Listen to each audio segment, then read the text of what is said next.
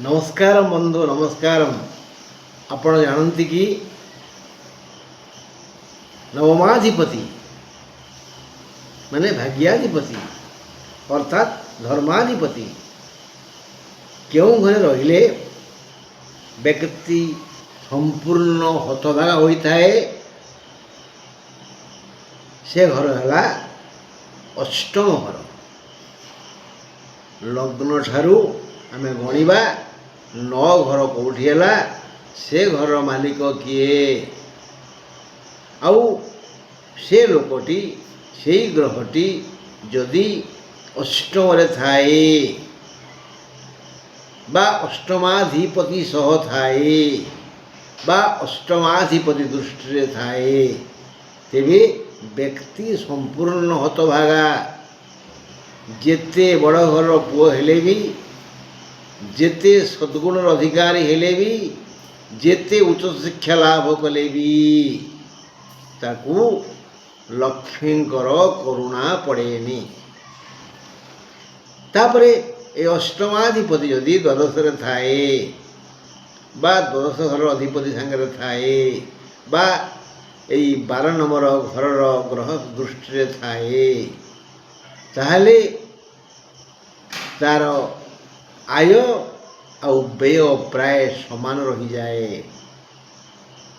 तेणु से द्वितीय हतभागा। यही नवमाधिपति जदि षष्ठ थाए बा षष्ठ अधिपति सह थाए बा षष्ठ अधिपति दृष्टि थाए तेबे व्यक्तिर आय हबो।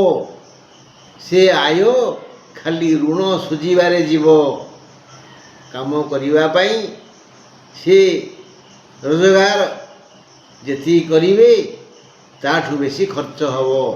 तेणु से खाली ऋण सुझी सुझी बुढ़ा जीवे।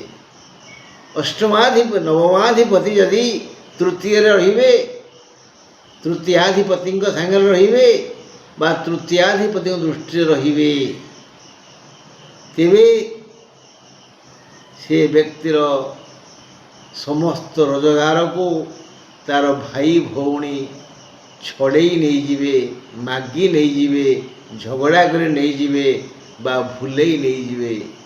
ये चतुर्थ हतभागा।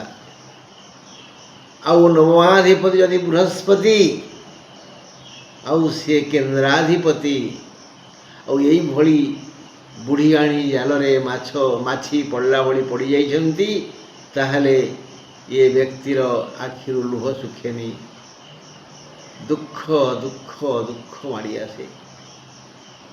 हाँ बंधु आज आम ए विषय एति आलोचना करवा। पुणी ईश्वर चाहिए आसंता काली ए विषय आउ 2 पद कहबी। रहिली नमस्कार।